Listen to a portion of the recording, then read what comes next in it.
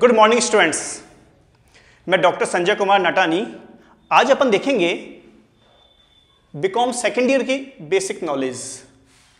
देखिए, आप लोगों के इस साल बीकॉम फर्स्ट ईयर के एग्जाम तो हुए नहीं, आपको डायरेक्ट कर दिया गया प्रमोट, तो आपको एग्जाम्स का आइडिया है नहीं। चलिए कोई बात नहीं, इस समय आप बीकॉम सेकेंड ईयर में आ चुके हैं। 11 से लेके MCom means 11th, 12th, BCom, MCom, इन 7 सालों में सबसे टिपिकल सब्जेक्ट वो रहता है इनकम टैक्स, कॉस्टिंग और एफएम। मैं यूं कह सकता हूं सबसे टिपिकल ईयर आपका बीकॉम सेकेंड ईयर होता है। यानी इस समय आप बीकॉम सेकेंड ईयर में हैं तो ये मान के चलिए कि सबसे टिपिकल कॉमर्स में बीकॉम सेकेंड ईयर है। बट घबराइए मत, ध्यान से पढ़ेंगे तो ये सब्जेक्ट अपने लिए क्या हो जाएंगे, इजी होंगे। बीकॉम सेकेंड ईयर में 3 सब्जेक्ट हैं, इनकम टैक्स, कॉस्टिंग और एफएम। ये 3 सब्जेक्ट हैं बीकॉम सेकेंड ईयर में। ये तीनों सब्जेक्ट प्रैक्टिकल हैं। देखिए, बीकॉम सेकेंड ईयर में सब्जेक्ट कितने होते हैं, 6। उसमें से 3 होते हैं प्रैक्टिकल, 3 होते हैं थ्योरिकल। तो यहां बात कर रहे हैं अपन प्रैक्टिकल पेपर की, इनकम टैक्स, कॉस्टिंग, एफएम।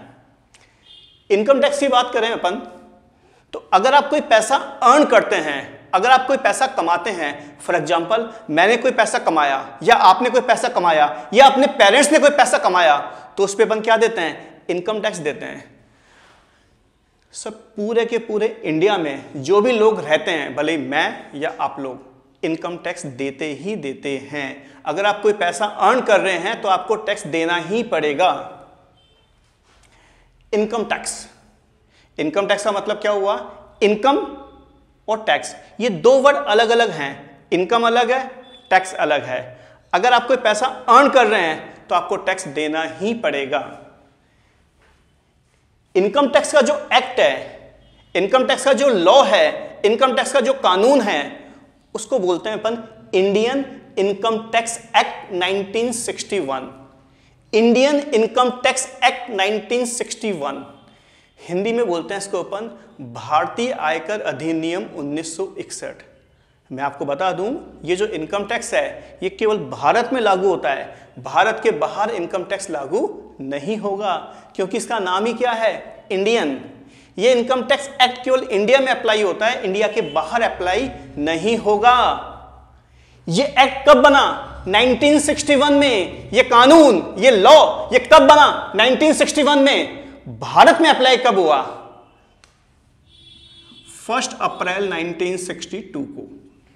ध्यान रखिए, ये जो एक्ट है ये कब बना, 1961 में, और इंडिया में एप्लीकेबल कब हुआ, 1 अप्रैल 1962 को। इनकम टैक्स में जिसको हिंदी में कहते हैं अपन आयकर, उसमें सेक्शंस कितने हैं, 298। सेक्शंस कितने हैं, 298। घबराइए मत, धीरे धीरे आपको सारे सेक्शंस लर्न हो जाएंगे। इतना टिपिकल नहीं है, ध्यान से पढ़ेंगे तो सारे सेक्शन आपको लर्न हो जाएंगे।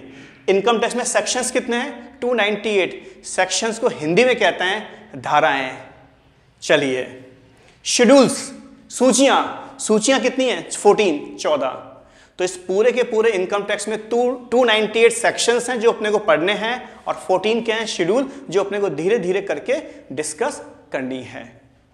ये अपन ने हल्का सा ब्रीफ इनकम टैक्स के बारे में जाना।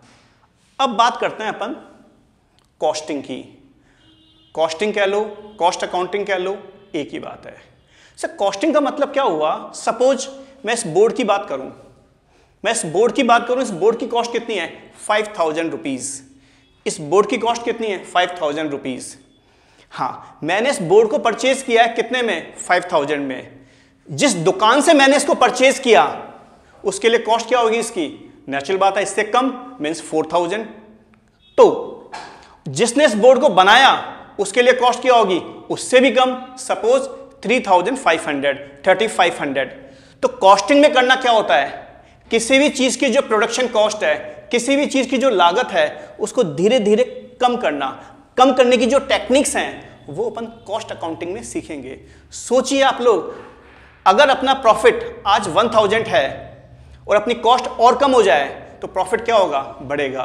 तो यहां कॉस्ट अकाउंटिंग में अपन कॉस्ट को मिनिमम करने की, कॉस्ट को कम करने की टेक्निक्स सीखेंगे। अगर अपनी कॉस्ट कम होगी तो नेचुरल बात है अपना प्रॉफिट क्या होगा, पहले से ज्यादा होगा। तीसरा सब्जेक्ट कौन सा है, प्रैक्टिकल, एफएम।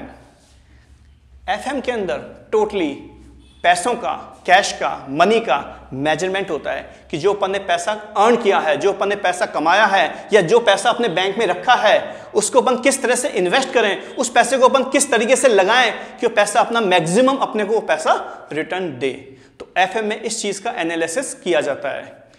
सपोज अपने को प्रॉफिट हुआ 1 करोड़ का, अपन खुश होगा कि प्रॉफिट हुआ 1 करोड़ का, नहीं।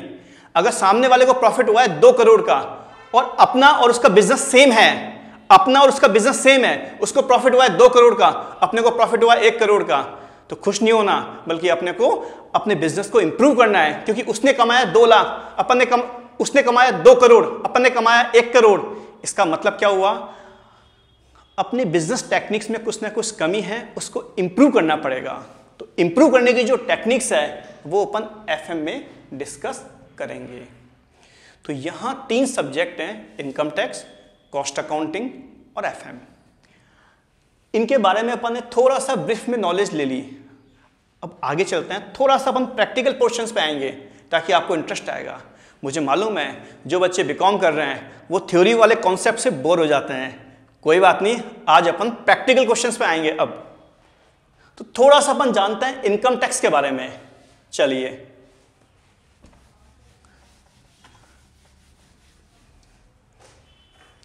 हाँ देखिए, मिस्टर राम हैं और मिस्टर श्याम हैं और हरि हैं। ये 3 लोग हैं, राम, श्याम, हरि। ये इनकी इनकम है और ये इनका टैक्स है। सपोज मिस्टर राम पूरे साल में अर्न कर रहे हैं निल। इनकम का मतलब क्या हुआ, पैसा अर्न करना, पैसा कमाना। तो मिस्टर राम की इनकम कितनी है पूरे ईयर में, निल। तो इसका टैक्स कितना होगा, निल। तो मेरा कहने का मतलब है टैक्स डिपेंड करता है इनकम पे। अगर आपकी इनकम है ही नहीं तो आपको टैक्स देने की जरूरत नहीं है। मिस्टर श्याम की इनकम कितनी है, 1 लाख, तो इनका टैक्स कितना होगा, 10,000। यहां मैंने एजम्पशन लिया कि टैक्स रेट कितना है अपना, 10%। तो श्याम की इनकम कितनी है, 1 लाख। श्याम की इनकम कितनी है, 1 लाख, तो 10% के हिसाब से टैक्स कितना हो गया, 10,000। हरि की बात करें तो हरि की इनकम कितनी है, 10 करोड़, तो इसका टैक्स कितना हो गया, 1 लाख। मेरा कहने का मतलब यह है, अगर आपकी इनकम निल है तो टैक्स क्या होगा, निल। आपकी इनकम कम है तो टैक्स क्या होगा, कम। और आपकी इनकम बहुत ज्यादा है तो टैक्स क्या होगा, ज्यादा होगा। इनकम टैक्स डिपेंड करता है इनकम पे। अगर आपकी इनकम ज्यादा है तो टैक्स ज्यादा होगा, इनकम कम है तो टैक्स कम होगा, इनकम है ही नहीं तो टैक्स नहीं होगा।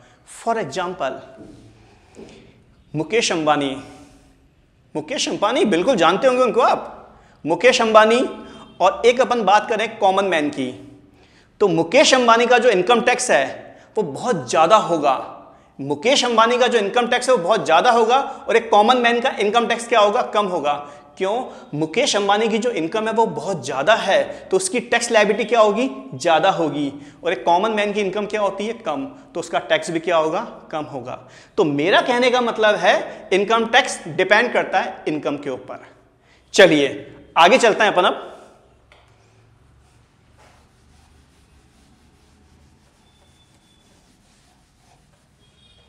हाँ, आज एक टॉपिक स्टार्ट कर रहे हैं अपन, इनकम फ्रॉम हाउस प्रॉपर्टी। आज एक टॉपिक स्टार्ट कर रहे हैं अपन, इनकम फ्रॉम हाउस प्रॉपर्टी। एक हाउस प्रॉपर्टी से इनकम जनरेट कैसे हो सकती है, एक हाउस प्रॉपर्टी से इनकम जनरेट कैसे हो सकती है। देखिए, आपका एक घर है, सपोज उसमें 2 कमरे हैं। आपका एक घर है, उसमें 2 कमरे हैं, एक हॉल है, किचन है, लेट बाथ है, और वो खाली पड़ा हुआ है। क्या करोगे आप, नेचुरल बात है उसको किराए पे देंगे। किराए की जो इनकम है वो इनकम फ्रॉम हाउस प्रॉपर्टी में क्या होगी, टैक्सेबल होगी। तो मेरा कहने का मतलब है आपका कोई भी घर है जो आपके काम में नहीं आ रहा है, उसको अपन ने रेंट पे दिया, रेंट की जो इनकम है वो इनकम फ्रॉम हाउस प्रॉपर्टी में क्या होगी, टैक्सेबल होगी। Income from house property, house property से इनकम करना। हाउस प्रॉपर्टी से इनकम कैसे होगी, जब भी आप अपना मकान रेंट पे देंगे तो रेंट की जो इनकम है वो कहलाती है income from house property. Suppose ये मेरा एक घर है, ये मेरा एक घर है जिसमें 2 कमरे हैं, रूम नंबर 1, रूम नंबर 2। ये एक हॉल है, ये किचन है, लेट बाथ है, रसोई है। मेरा एक घर है जिसमें 2 कमरे हैं, एक हॉल है, लेट बाथ है, किचन है। ये जो घर है इसको बोलते हैं अपन 2 BHK।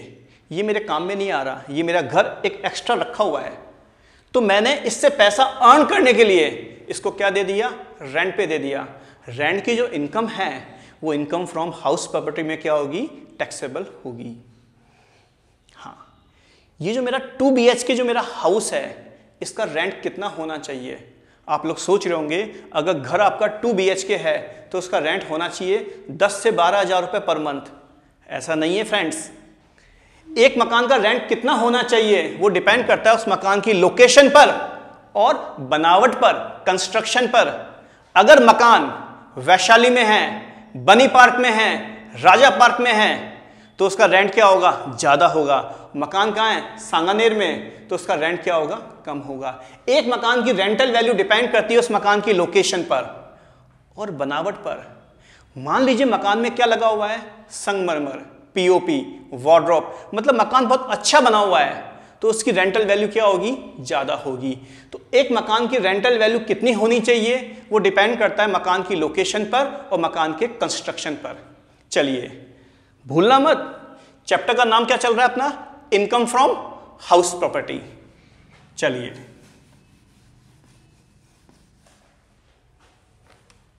केवल 2 लेक्चर्स में पूरा चैप्टर एंड कर दूंगा और आपको लगेगा कि आपके एग्जाम में 20 में से 20 नंबर आ जाएंगे। ये अपना पहला लेक्चर है और जो अगला लेक्चर होगा उसके अंदर मैं पूरा चैप्टर एंड कर दूंगा। चैप्टर इंपॉर्टेंट है। चलिए इनकम फ्रॉम हाउस प्रॉपर्टी की बात करें तो उसमें 5 टेक्निकल वर्ड्स आते हैं। पहला municipal value, second fair rent, third standard rent, fourth actual rent, fifth municipal tax. हाँ, सामने आप देख भी रहे होंगे इन सब की डेफिनेशन गिवन है नोट्स में। हाँ, म्युनिसिपल वैल्यूएशन, आपका जो घर है उसका रेंट कितना होना चाहिए नगर पालिका के हिसाब से, वो कहलाता है म्युनिसिपल वैल्यूएशन। आपका जो घर है उसका किराया कितना होना चाहिए नगर पालिका के हिसाब से, वो कहलाता है म्युनिसिपल वैल्यूएशन। फेयर रेंट, आम जनता के हिसाब से, मतलब जहां आपका घर है वहां आसपास जो लोग रहते हैं, आम जनता, उनके हिसाब से आपके मकान का रेंट कितना होना चाहिए, फेयर रेंट। स्टैंडर्ड रेंट, एक बना हुआ है रेंट कंट्रोल एक्ट। क्या बना हुआ है, रेंट कंट्रोल एक्ट। ये जो एक्ट है उसके अनुसार आपके मकान का रेंट कितना होना चाहिए, that is standard rent. Actual rent, वास्तव में आपने कितना रेंट लिया टेनेंट से, किराएदार से, that is actual rent. Government को जो अपन टैक्स देंगे दैट इज म्युनिसिपल टैक्स। तो ये 5 टेक्निकल वर्ड्स हैं जो आपको ध्यान रखने हैं। म्युनिसिपल वैल्यू, नगर पालिका के हिसाब से आपके मकान की रेंटल वैल्यू। फेयर रेंट, आम जनता के हिसाब से आपके मकान की rental value. Standard rent, rent control act के अकॉर्डिंग आपके मकान की रेंटल वैल्यू। एक्चुअल रेंट, वास्तव में जो रेंट लिया टेनेंट से, actual rent. Municipal tax, government को जो अपन टैक्स देंगे दैट इज म्युनिसिपल टैक्स। ये जो भी चीजें आपको दिख रही है ना, ये हमेशा एनुअल बेसिस पे होती है। इनकम टैक्स की जो कैलकुलेशन है वो हमेशा एनुअल बेसिस पे होती है। ध्यान रखिए, ना मंथली बेसिस पे होती है ना वीकली बेसिस पे होती है, हमेशा एनुअल बेसिस पे होती है। चलिए, ये तो क्वेश्चन है जो मैंने डिजाइन किया है, मैंने क्वेश्चन बनाया है। इसका जो फॉर्मूला है, जो कॉन्सेप्ट है, वो आपको नोट्स में दिख रहा है। जो आपके सामने इमेज है उसमें आपको इसका फॉर्मूला दिख रहा है। मैं इस क्वेश्चन को सॉल्व करके बताता हूं आपको कि सॉल्व किस टेक्निक से होगा। चलिए, सबसे पहले अकॉर्डिंग टू फॉर्मूला अपन क्या उठाएंगे? Municipal valuation. सबसे पहले क्या उठाएंगे अपन? Municipal valuation. और उसके नीचे क्या आएगा? Fair rent. हाँ, सबसे पहले क्या लिखा अपन ने? Municipal valuation. उसके नीचे क्या लिखा? Fair rent. इसमें से जो भी ज्यादा है उसको बाहर निकाल लो। मींस म्युनिसिपल वैल्यूएशन और fair rent, which ever is more, जो भी ज्यादा है उसको बाहर निकाल लो। ये कंपेयर होगा स्टैंडर्ड रेंट से, दैट इज 70,000। ये सारी वैल्यू मेंशन है। इनमें से जो भी कम है उसको बाहर निकाल लो। म्युनिसिपल वैल्यूएशन और fair rent, which ever is more, वो कंपेयर होगा किससे? स्टैंडर्ड रेंट से। विच एवर इज लेस, ये कंपेयर होगा सर एक्चुअल रेंट से। जो भी ज्यादा है उसको बाहर निकाल लेंगे। ये जो वैल्यू जो अपन ने बाहर निकाली है इसको बोलते हैं अपन ग्रॉस एनुअल वैल्यू। इसको अपन क्या बोलते हैं? Gross annual value. और इसमें से अपन लेस करते हैं municipal tax. Gross annual value में से क्या लेस करते हैं अपन? Municipal tax. कितना है वो? 10%। सर, म्युनिसिपल टैक्स हमेशा म्युनिसिपल वैल्यूएशन पे आता है। यहां गलती हो सकती है आपसे। 50% स्टूडेंट्स इसका निकाल देते हैं टैक्स। म्युनिसिपल टैक्स हमेशा म्युनिसिपल वैल्यू पे आएगा। 1 लाख का 10% आएगा, दैट इज 10,000।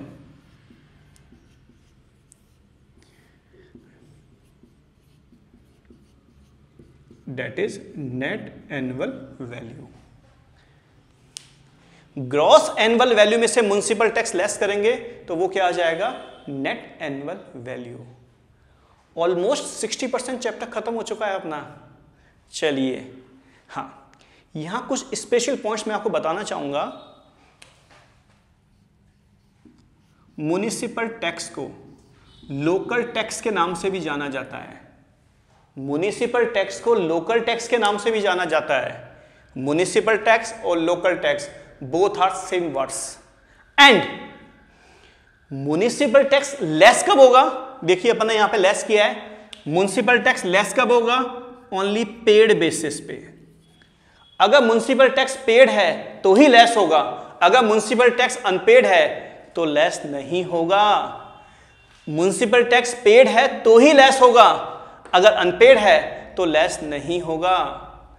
अगर म्युनिसिपल टैक्स कौन देता है? टेनेंट, किराएदार, तो उसको इग्नोर कर दो। अगर म्युनिसिपल टैक्स लैंडलॉर्ड देगा तो ही उसको लेस किया जाएगा।